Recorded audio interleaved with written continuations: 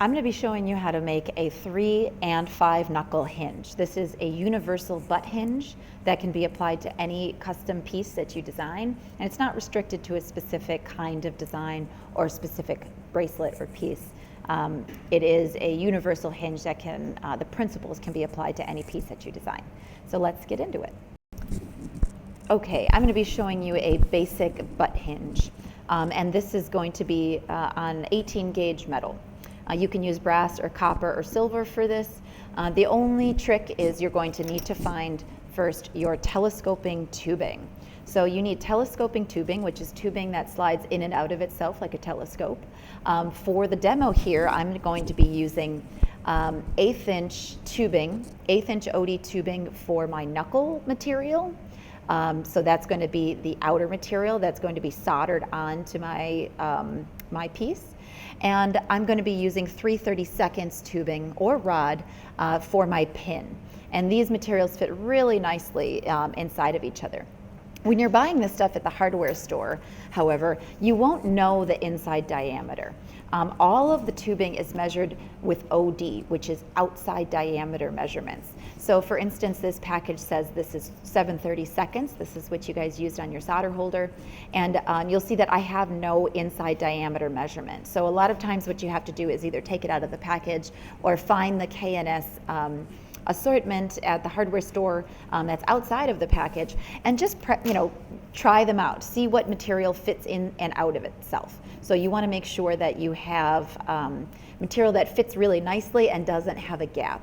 If there is no gap, you could argue that if this fits so nicely inside of itself, that my ID, my inside diameter of my 1/8 inch tubing is actually, that's right, 3/32 of an inch, because it fits so perfectly inside of itself. So if you were ordering this, those would be really important increments, particularly if you're ordering it in silver. If you're ordering it in silver through Rio, you might want to understand the conversion between decimals and fractions so that you can relate it to stuff that you could actually buy at the hardware store but get it in silver material. So the rules for hinges is you always want an odd number of knuckles. So I'm going to show you again a 3 knuckle, and then I'm also going to show you a 5 knuckle. You want a minimum of 3. You could never have a hinge with 2 knuckles. So minimum of 3, and then the sky is the limit there. You could have a hinge that's 21 knuckles long. It doesn't really matter.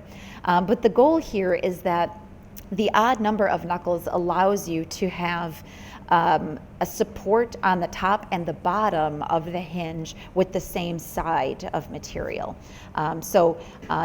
You have support that is evenly spaced throughout the piece, and that's what odd numbers of knuckles provide you the opportunity of. This hinge, for example, has a tube for the pin, and other hinge samples have rod for the pin or wire. This hinge has rod or wire for the hinge, or for the pin. So this is a very universal hinge, and let's get started. In order to get started, you're going to need your hinge material. So whether you're going to cut this out decoratively later and rivet the hinge on, similar to how you'd see like in a door or a bathroom stall, you could do that.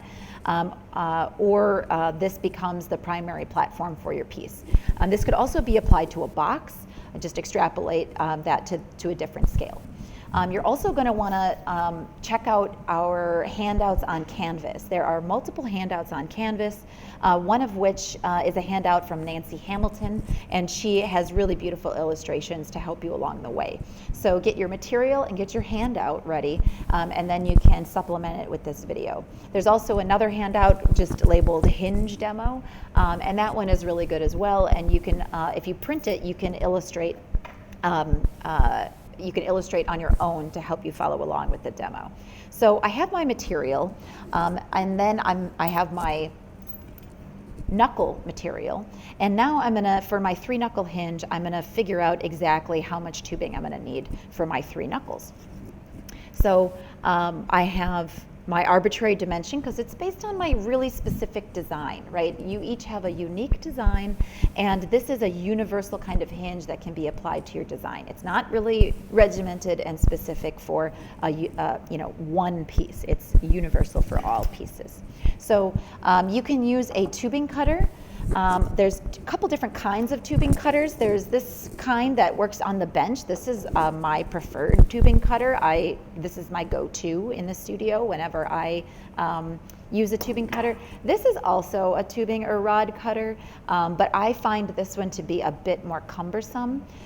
So this one holds the material like this, and then you have to sort of lock it in with this thumb clamp and then pistol grip. So with this one and your jeweler's saw, you would have to cut it like this and hold on to it on your bench, which I find always a bit cumbersome. I prefer to use this one, and you set the tubing in, and you can set your stop really easily, and then you cut your tubing like this.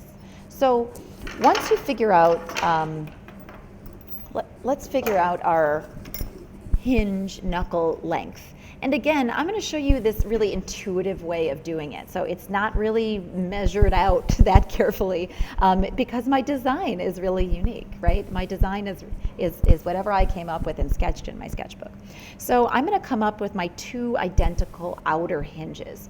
I'm not going to worry about what the dimension of my inner pin is just yet. I'm just going to focus on my outer two knuckles. So for those two knuckles, all I want to make sure of is that the outer two knuckles are smaller than my one central inner knuckle. So I'm just going to divide this into an even, with my divider, I'm just going to sort of scribe a line on either side. So it basically looks like I have more material in the middle than I do on the outsides. So that looks good to me, where I'm going to have nice small knuckles on the outside and a nice really hefty large knuckle in the middle. This could vary slightly. I could move them in. They could be completely even. But I really like to have slightly smaller knuckles on the outside and a nice long strong knuckle on the inside. You would never want to do this in the reverse, where you have a small knuckle on the inside and large knuckles on the outside. That is a very weak hinge, and it compromises really, really easily. So now that I feel pretty confident with my dimension here, now my divider is set at exactly what my knuckles need to be. And I can just take this dimension that's solid and locked into my divider, and I can scribe that right onto my tubing, and then I can go ahead and cut that. If I'm doing 100 knuckles, I would probably use a jig. I would lock this into the jig at exactly my scribed line, and then I have two knuckles that are pretty identical.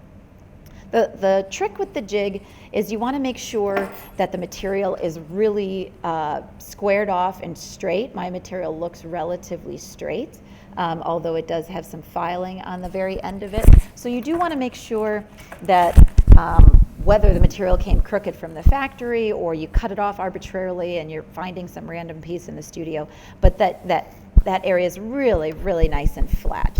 So flatten that hinge material really nicely, and I'm just going to remove that burr from the outside by rubbing it on the file sort of at an angle. And I feel pretty confident that my material is nice and straight. Make sure that it's then locked into my jig or my tubing cutter, and I can lock that into place. So if I was doing like 10 knuckles, I would definitely use a jig. And you can see my scribed line lines up perfectly with the slot in this jig. So then I would go ahead and cut. Hold this in with your fingers into this channel and cut all the way down until it breaks loose. And then now you have a perfect knuckle. And then all you have to do is slide the material up and cut another one. The trick here is to make sure your saw is perfectly straight. Otherwise, you'll be cutting these knuckles at an angle. And so each knuckle has to be perfectly straight. Otherwise, the hinge is going to get bound up. And now I have a little bit of a burr from cutting that. I'm going to make sure that's removed because that will catch solder. It will catch on the pin. It will stop the hinge from moving freely. And so you just want to make sure your material is really nice and flat and straight. And then you can feel confident about the next steps. So in your kit, you also, or your checkout tools, you have a scraper, or you should have a scraper anyway, in your tools. It kind of looks like a burnisher, except it has pointed ends.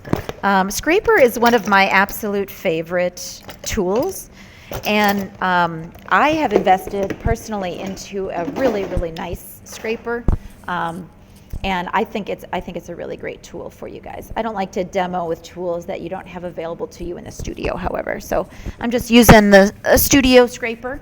And we have a number of them in the community tools. And so using a scraper, which has basically knife edges along the side of it, and it has these relief cuts into it so that it can help remove material. Though we're using it at such a small scale, we're only paying attention to the very tip of this scraper. And you can just shove it inside the tubing and it'll scrape the inside really nicely. And just make sure there's no burrs or anything from filing in there, and make sure that hole is nice and cleared out. So now that I have two knuckles, my outer knuckles laid out, and they're fairly identical, right? They're pretty close. We could measure them and be nerdy if we wanted to, but that's not what this is about. So make sure we're zeroed out here. And pretty close. So good enough for what we're doing. So now I have my outer knuckles pretty close, and I'm going to go ahead and solder these on. One thing to pay attention to when you're soldering a butt hinge is to consider the thickness of the material and the diameter of your tubing. When I solder this on, you'll find that the tubing is raised either on one side of the material or it's on the other side of the material. If your goal is to have the hinge dead center, then you have to make sure you prop up your hinge base, your flanges on here. Otherwise, if everything is sitting flush, your tube will sit off center. Here's an example of the hinge being a lot closer in diameter, or a lot closer in thickness to the material, but you can see how easily it is. So one side is on pretty evenly, where the tubing is right in the center of both materials, but the other side, the tubing was not soldered on so nicely, or maybe it's just bent, and the tubing is a little off center. So this hinge has stopping points because the material has a thickness to it, so it stops. I can't push it in anymore right there. So having the material in the middle has equal stopping points. Whether you move the hinge up or move the hinge down, it's going to stop at the same exact spot.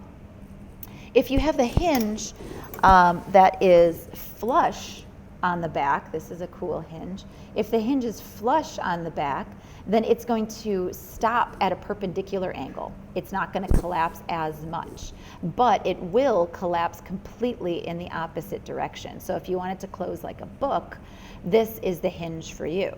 So this hinge, it was soldered on top of one of the pieces, which again limits mobility to just past 90 degrees, but it allows it to collapse completely. So that's of course different than this one that has symmetrical mobility and opens completely flat, but closes only partially. So that's with it in the center of the material. This is with the hinge on the top of the material. It collapses completely onto itself. On this one also, it will have limited mobility but symmetrical mobility because it's soldered directly in the middle. So before you before you're thinking about soldering your knuckles, you want to think about the mobility of the piece. And if you have a hinge, you're obviously thinking about mobility. So another, this is a hinge that the material is flat, completely flat, butting up onto itself entirely, where you don't even see the knuckles until the piece is hinged closed like a book. So this one, the pieces are practically touching, and then the material, the knuckle material is soldered on top of one of the pieces, on top of them each. So two knuckles, one knuckle here and one knuckle here are soldered to this piece, and then this center knuckle is soldered to this piece. And this allows, this asymmetrical placement of these knuckles allows the piece to collapse completely. So this would be good for all kinds of designs. So check out that handout. It has a number of really cool examples of hinges. So here's an example of how you can get a not completely flush hinge on the outside, but allow it to collapse. And what you do there is just find material that's a little bit bigger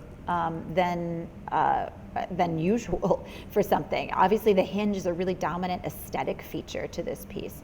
And what I've done here is after I set the pin, I modified it and cut around the edges and then filed everything flush. So this pin is just past center, but it's large. It's large enough that it gives me a little bit more latitude to have some peeking on the outside, and then when I go to close it, it's a dominant feature and it snaps and closes almost completely flush. So you could see there the hinge is a really dominant aspect to this. And this is a perfect example of the hinge I'll be demonstrating, where it has smaller knuckles on the outside and one nice large strong knuckle on the inside. So here we have some solder, and then here we have solder here and solder here. So this piece is a good example of how you can have a dominant hinge without the pieces being completely flush by using a little bit larger material. It does have restriction because the metal, you'd have to remove this metal if you wanted it to collapse in both directions, but it's bottoming out. It's bottoming out completely, and it can't move anymore in this direction. But let's see if we can focus here. In this direction, it's closing completely. Okay? So these samples are out for you. All of these samples are available to you. This one collapses completely onto itself, and when it's flat, the tubes are pretty flat, right? And then, of course, you get that stopping point. It will not collapse in the other direction. It will only collapse in one direction.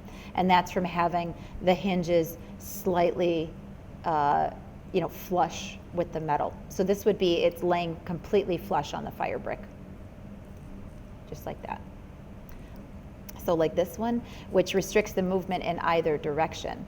This is really great for like a lidded box or something where you don't want the lid to completely like flop over. You want it to stop when it opens. And then when it closes, it has a natural sort of closing mechanism. But on the box, you want to just flip it open and it not collapse. Especially if the lid it gets kind of heavy. This is a really great hinge to put right in the center of something. Go ahead and solder these on. I'm going to use hard solder. I don't have any other solder joints going on right now, so I feel pretty confident about just soldering this with hard solder right now. Okay, so now I'm going to use my size 1 on my acetylene torch and solder pick and solder these things with hard solder.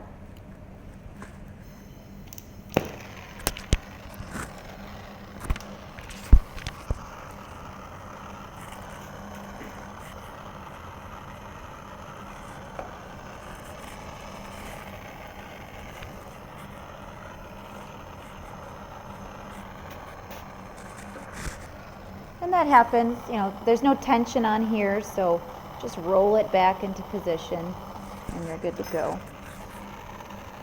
It's okay if it hangs over the outer edges a little bit. That's nothing to be concerned with. That's why a solder pick is sort of good to have around.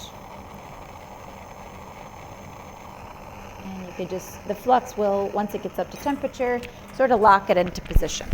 So one of the main concerns here is that the brick is stealing a lot of my heat.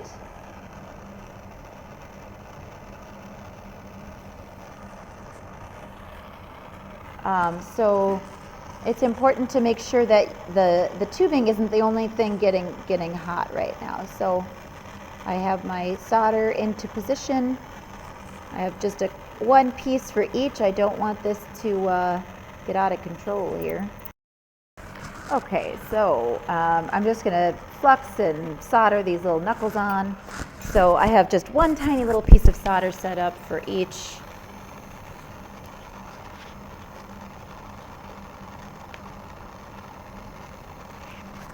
Make sure that the tubing and this giant piece of metal heat really evenly. Otherwise the solder is not going to flow in the right spot. So just at the very end, you want to make sure that the solder is flowing where you want it to, which this one didn't really like it. There we go. So one got kind of messy, but that's okay. So now I have my knuckles on exactly where I want them. I did not prop it up with a cotter pin, but I have nice amount of solder. There's not a lot of leakage on the outside, and so I can go ahead and pickle this.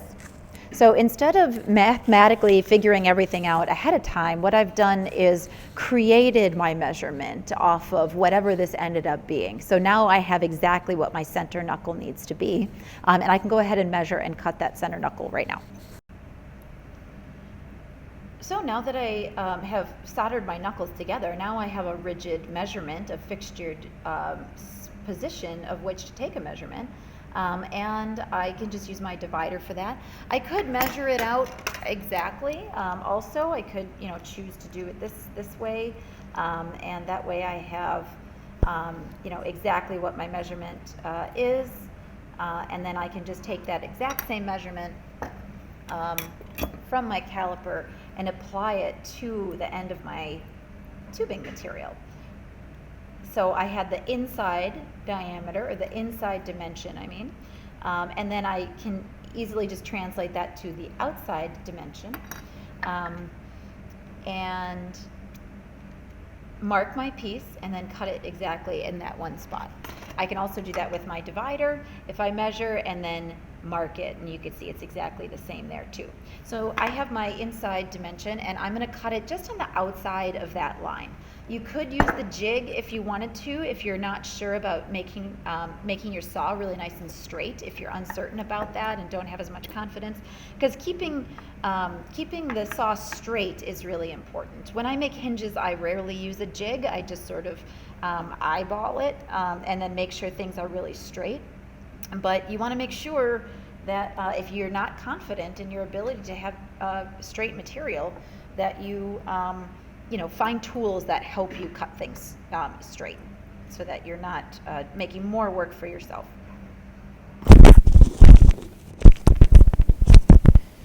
You never want to make more work for yourself.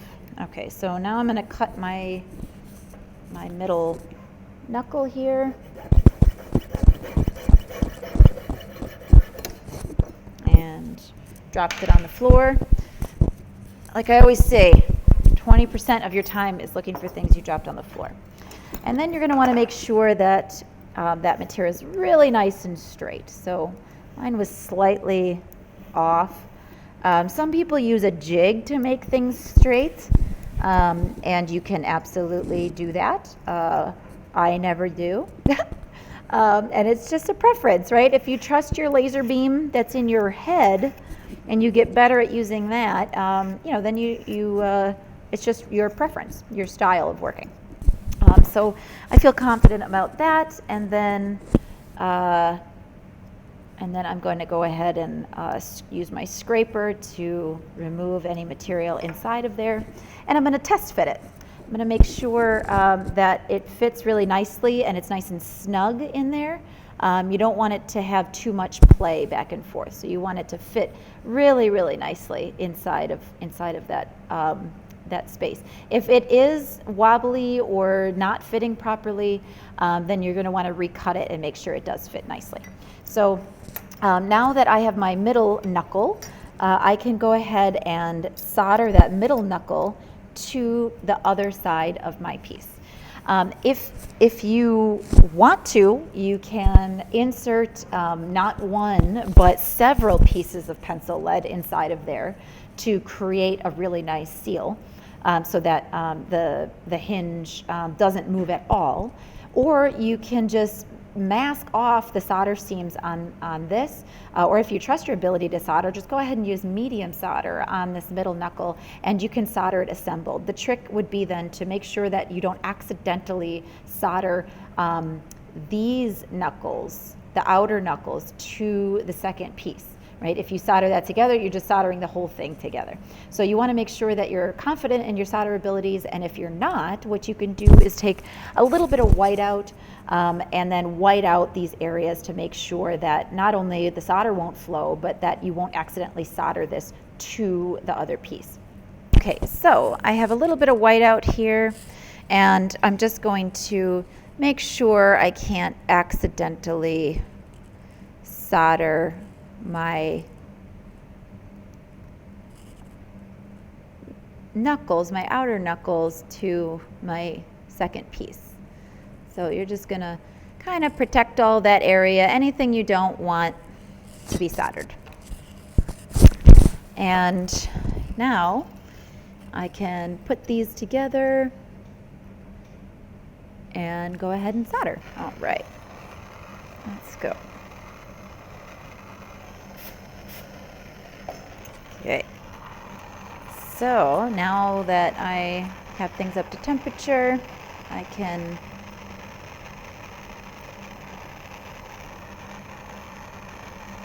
apply a little piece of solder, which it's a kind of a big piece of solder actually. And this is a big heat sink here, so I'm just going to focus on this. And the only reason I have this piece here is to make sure that my hinge is lined up perfectly.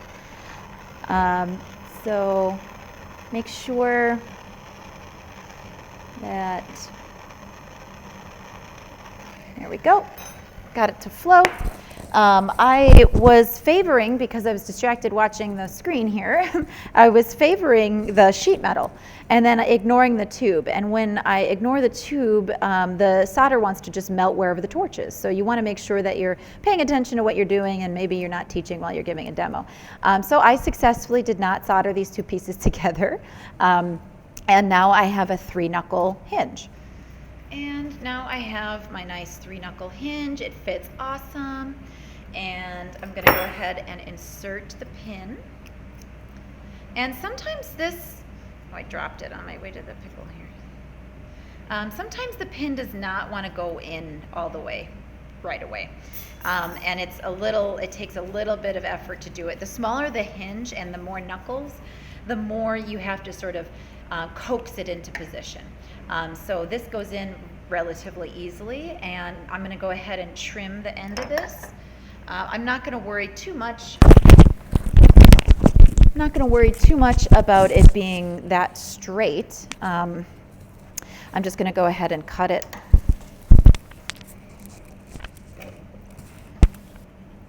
Go ahead and cut it relatively close.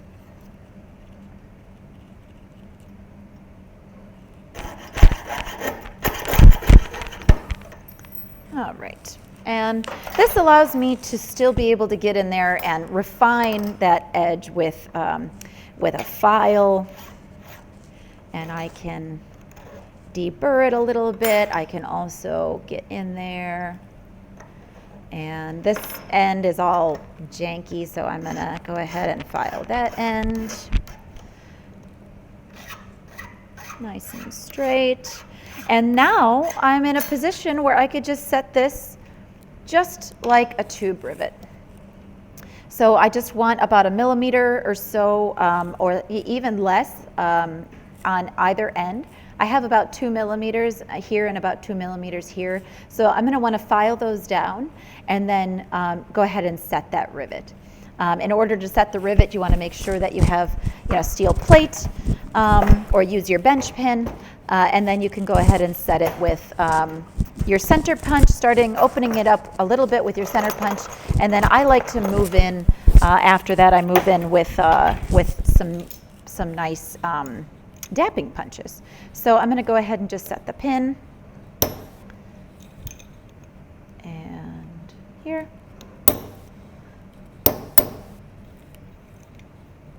And the more you flare this like a rivet, the tighter the hinge becomes. And I dropped this on the floor after it was a nail. So now I have a beautifully closing hinge.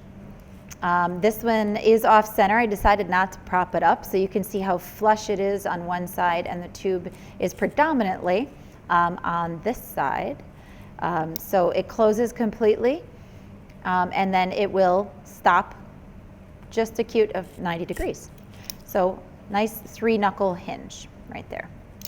And then the outside, it has limited amount of solder, and the inside I can go ahead and clean up easily with my flex shaft or something. So you have these really cute snap-on sanding discs in your flex shaft, and basically you just put in this square snap-on bit. It's rounded with a square tip, and it has a slice in the middle of it that allows it to expand. And then you have a series of various grits of these sanding discs that have a square top in there. And you snap them on. They are snap-on discs, and you snap them on. These things are a little stubborn. You snap them onto the square head, and then you're ready to rock and roll. So in terms of sanding with these, you kind of hold it at a pretty acute angle. Again, it's kind of hard to show you this without my material being in the way. But you want to make sure you're holding it where you're not going to hit it with the metal part of the mandrel, and you're just using the sanding disc. And you want to make sure you're not gouging the material. You're just removing the material or the excess solder. But you definitely do not want excess solder all over your work. So you can go ahead and systematically remove this, but make sure you're sanding really evenly and not gouging the material at all. You can pinpoint just on that solder, but it's really nice to make sure you're not overdoing it by kind of giving a nice once over, because you're going to have to file and sand this anyway. So make sure you just keep sanding until that solder is completely removed. You can start with tinier pieces of solder, or if you're doing this in silver, it's really not as much of a concern. So there is one 3-knuckle hinge. Now, if you wanted to do a 5-knuckle hinge, the only thing that changes is the fact that you are going to need to measure things out a little bit more. Maybe, no, there's my 20% right there. So I have 5 knuckles, and the center one, fortunately, and see that line up? It's so satisfying when they line up. Fortunately, these work in a similar way, where you can be sort of strategic and mathematical on these outer 4 hinges, and then the middle one is where you have that latitude to have a slightly longer hinge. So I have 4 identical knuckles on the outsides, and then I just leave that middle to be whatever length it needs to be in order to complete the measurement, so that you don't have to do as much planning. So you can see here I have 4 evenly spaced or evenly cut knuckles on the outer edges, and then that inner edge or that inner knuckle is whatever dimension it needs to be.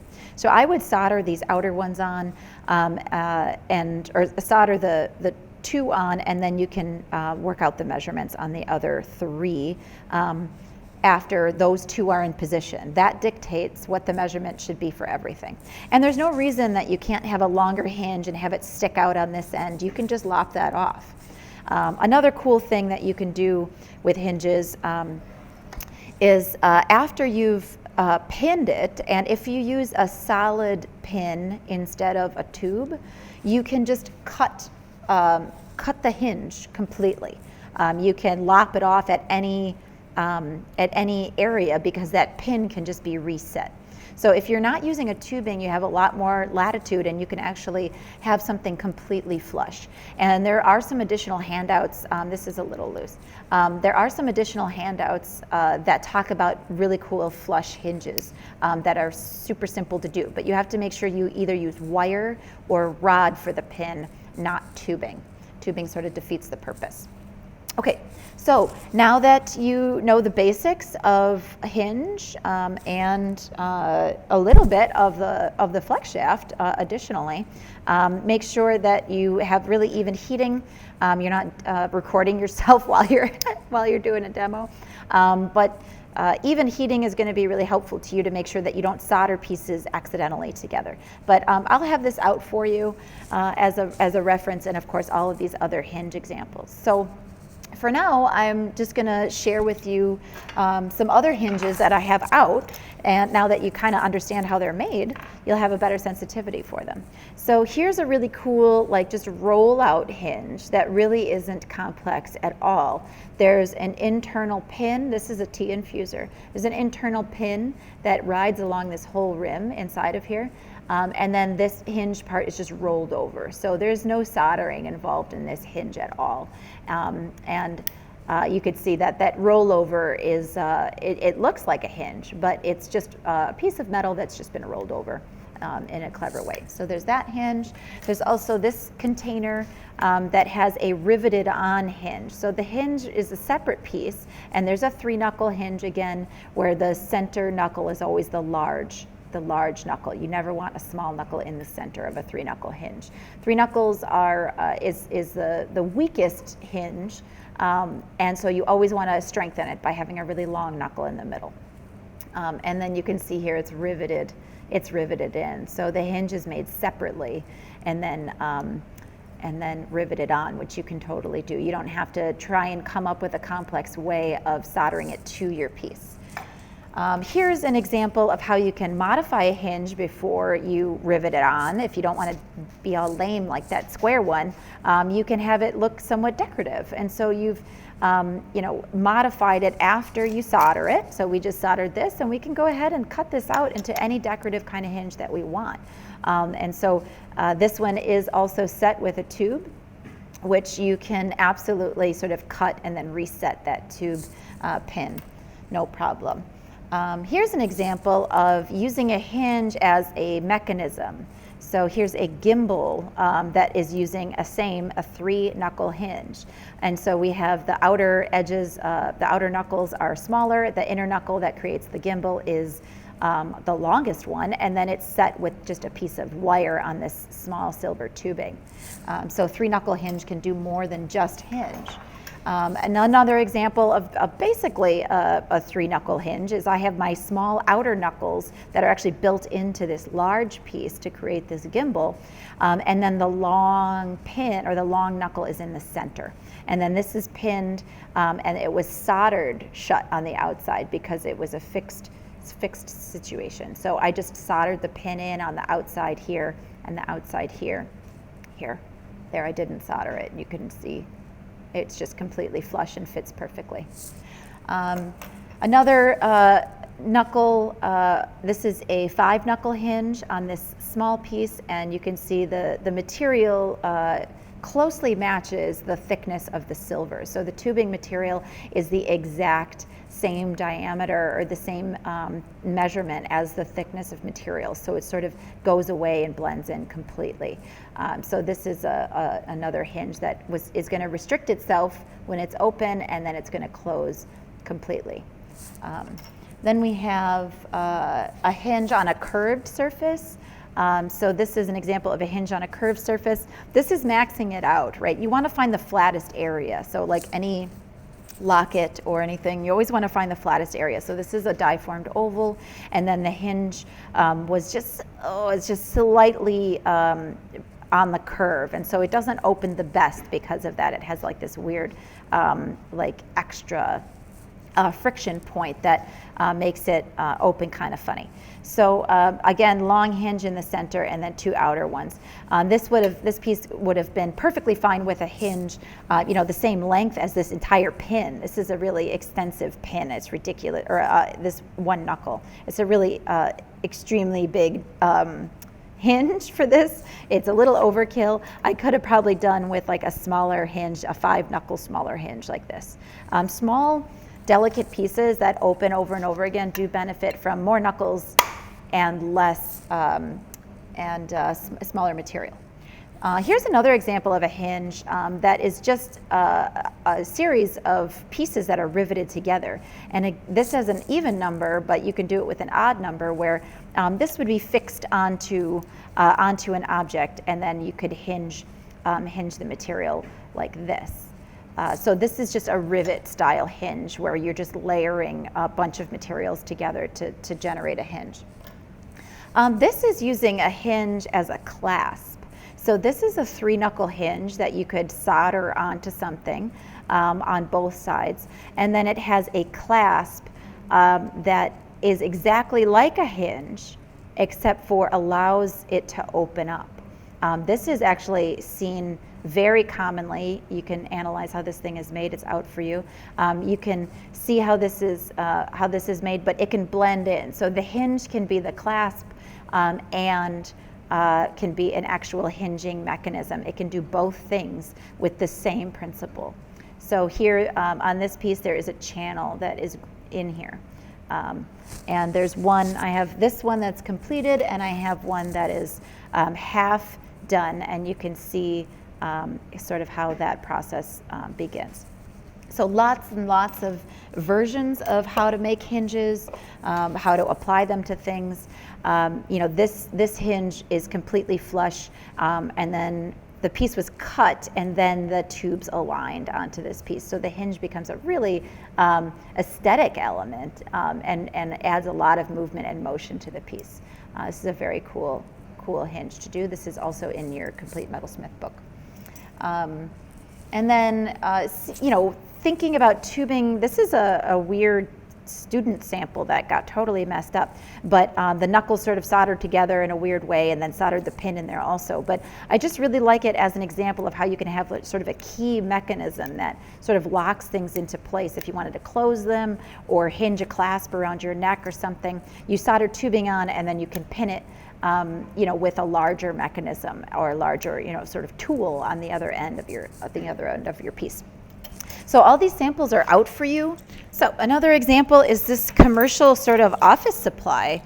This is just a pinned hinge, a pivot point on a bracelet. It could be a bracelet, but this is for, like, I don't know, index cards or something. And then depending on the material choice, this would work well with nickel or brass or obviously steel here. And then when they clip together, the mechanism is relatively simple. They click together just like that. And so you pry it apart and then clip it together. And this is just a pivoting hinge that could easily be a bracelet. This is an example of a hinge that is just a sliding hinge to create a closed form. So this is a good example of just using another rivet. All of these are basically just riveted. Every hinge you see, the pin is basically just acting as a pivot point and rivet. And it's just a matter of where you put the material. This is an expanding hinge, so like these are just hinging and pivoting on all of these rivet points, and you can expand or contract things and make a really interesting mechanism just by merely having a little bit of kinetic movement in your pivot point or hinge. This is an example again of a similar sort of rivet as mechanism or pivoting point. These are some strange little tools based on T infusers that I've made. And so they just pivot using motion and then the T-infuser sort of tool or mechanism to create a little bit of tension here in the stem. So these are just, again, pivot points where you can use a hinge in a clever way. Here's an example of that hinge as mechanism, or hinge as clasp. So here we have 3 knuckles that are evenly spaced with this pin in it, and you pull the pin and it separates. The pin does not come out, so you have to stare at this and see how it's working, because there's it's folded to stop it from falling out. But they insert together just like your hinge, and then they pin to lock the bracelet into position. So lots of examples here for you on how to make a basic hinge, so you're ready to apply it to anything that you design.